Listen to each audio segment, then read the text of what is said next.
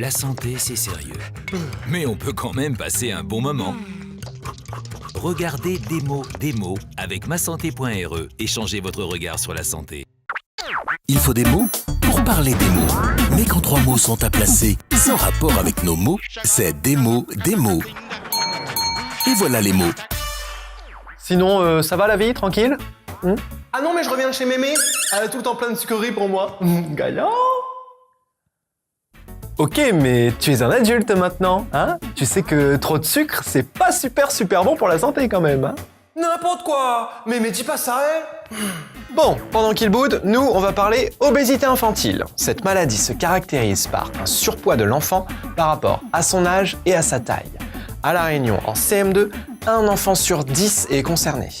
C'est un problème sérieux, parce que si elle n'est pas traitée, l'obésité infantile est un facteur de risque pour le diabète, l'hypertension artérielle et l'hypercholestérolémie.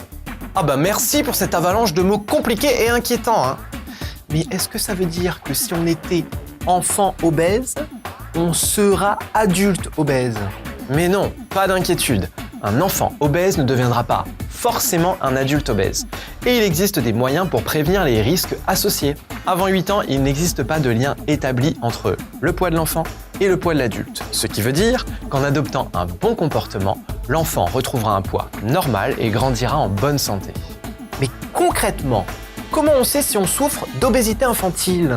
Toi, tu risques plus grand-chose du côté infantile, hein. Sinon, c'est avec votre médecin qu'il faut en parler. De plus, vous pouvez vous référer au carnet de santé de votre enfant, où votre médecin note ce type d'informations. Vous y trouverez notamment la courbe de l'indice de masse corporelle, ou IMC. C'est le rapport entre le poids et la taille de votre enfant. Si l'IMC d'un enfant se situe au-dessus de la courbe de référence, alors il y a un risque d'obésité infantile. Bon, ok, admettons que je sois un guiguine au-dessus de la courbe. On fait comment pour redescendre? Eh ben, on prend les escaliers. En fait, le plus souvent, l'obésité infantile est liée à un manque d'activité physique conjugué à de mauvaises habitudes alimentaires. Dans de nombreux cas, pour retrouver un poids normal, il suffit de passer moins de temps devant les écrans, de pratiquer une activité physique régulière et d'adopter un régime alimentaire équilibré. Enfin, les parents et les enfants qui en éprouvent le besoin peuvent être accompagnés par des professionnels de santé. Oh bah ça a pas l'air si compliqué, hein. Je dirais même alimentaire, mon cher Watson. Hey. Pas drôle, hein. Et donc, les bonnes habitudes, ça commence quand? Maintenant.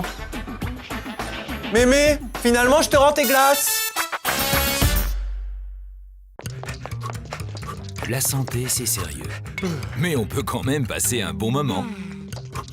Regardez Démo avec masanté.re et changez votre regard sur la santé.